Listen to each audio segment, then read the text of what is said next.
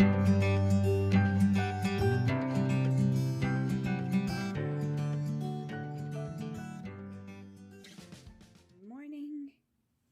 Welcome to Project Life 2022, and this is week 12.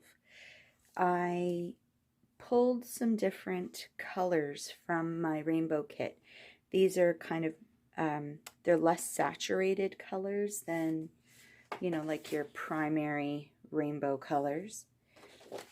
Mostly because the colors in my pictures are a little bit muted. It's spring here, so a couple of our pictures are for outdoors and like outdoors things, and the colors haven't really popped yet. So I decided to go with a slightly different color palette than I usually would. And I pulled some little bits and pieces. I'll likely end up using some sort of title here. And yeah, that's basically it. Before I get started, I don't know if any of you who do Project Life use the Project Life app on your phone or your tablets, but it's fairly easy to type in the app and just print it out as a picture. And I was feeling particularly lazy this morning, so that's what I did. Rather than start up my really old and very fussy computer, it's just been acting very badly.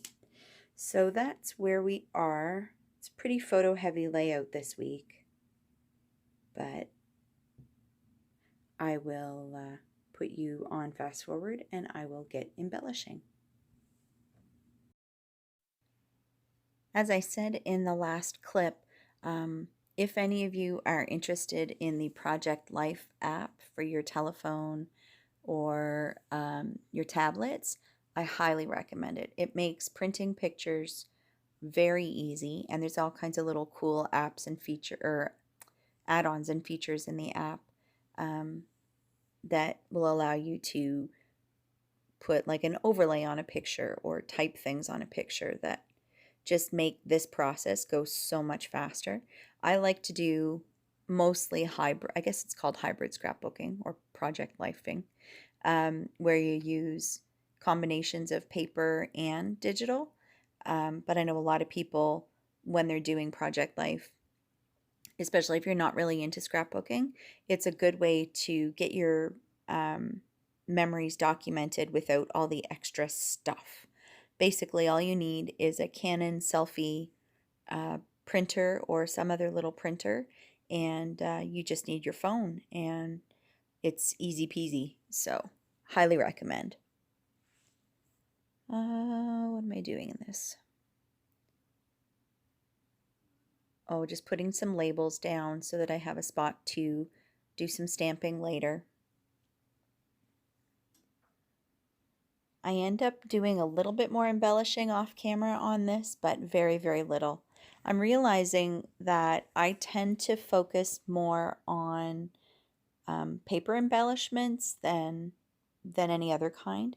I've been trying to use some puffy stickers and stuff too, but especially in a layout like this that's very photo heavy, sometimes it's nice just to have very simple embellishments because the page is already quite busy.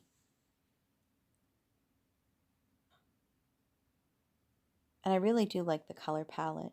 I struggled with this color palette so much. I was really trying to use a certain set of cards that I had put aside for myself for March, but the colors just were not working.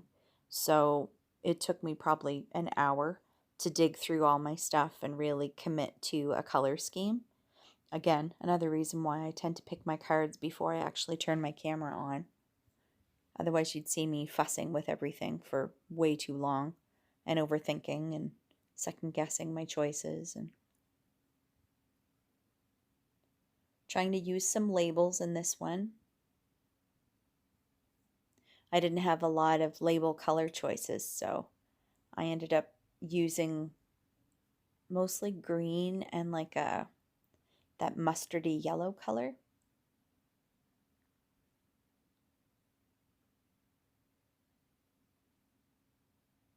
What am I doing now?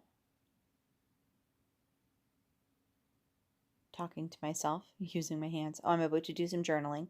Just showed you my Sharpie pen, which I like to use for my journaling because it's a nice thin tip.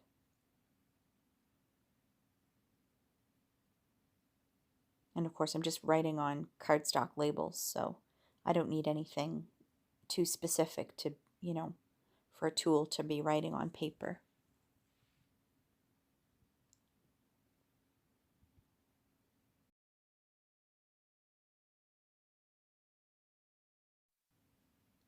In the end, I actually only did layered stamping, I think, on one card, but it inspired me to do some direct to photo stamping, which I'm going to talk to you about here in a minute. But I love the layered stamping. I'll definitely be doing that again. I think it was right around this spot that I decided I was going to do some direct to photo stamping. So I'm using my Stays On ink there. It actually ended up turning out not too badly. I'm going to show you here up close in a moment. And so I moved on and did some more stamping on photos. This one you could hardly read because the picture itself was kind of busy, but I was having fun.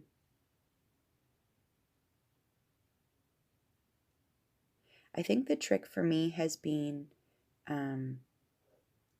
when you stamp, hold the stamp in that spot for a moment. This was the one I was really happy with. So I deliberately left some room at the top of that photo so that I could stamp or put some stickers or something as a title. And I ended up using my Stays On ink again to stamp the word celebrate. Some of it was off the picture itself, but I kind of like that look, so I was fine with it. So holding the stamp there for a moment and lift. Beautiful. I love these title stamps. They're great for things like this. And it got me thinking I should probably be using these stamps too for things like cards and making my own journaling cards. It's just, I didn't really think of it that way. So that may be an upcoming video. Just stamping a couple of other little words on here. And this is my title card.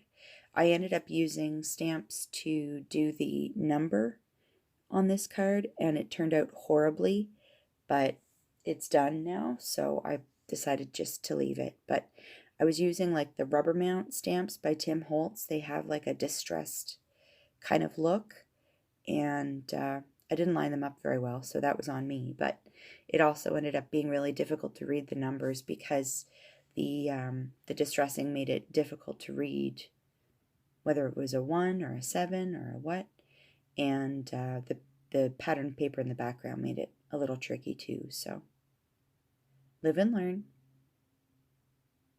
I do like the look of these alphas. I just think or these numbers rather, if I use these again, I don't think it'll be on such a busy background, and I'll be a little bit more careful about lining them up. And almost done. Yeah. Putting it in a page protector, and I will be right back. I've come back to show you the finished product. All of the stamping is dry, and I will totally be doing stamping on photos again. All right, that's it for me for today, friends. Thanks for coming to hang out with me, and don't forget to like, comment, and subscribe, and I will see you next video. Bye for now.